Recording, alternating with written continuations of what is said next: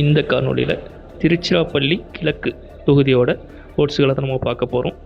ஓவராலாக 2,47,148 வாக்குகள் உள்ள இந்த தொகுதியில் 1,71,321 வாக்குகள் மட்டுமே இந்த தொகுதியில் வாங்கியிருக்காங்க.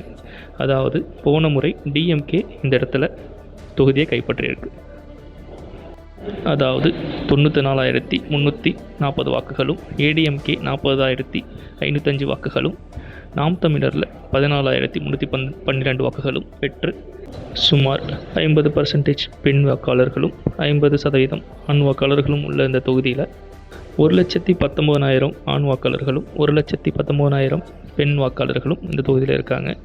18லிருந்து 24 வரை 10% வாக்காளர்களும், 25லிருந்து 34 வரை 23% வாக்காளர்களும், 35லிருந்து 44 வயது உடையவர்கள் 22% வாக்குகளும் இந்த தொகுதியில் பெற்றிருக்காங்க.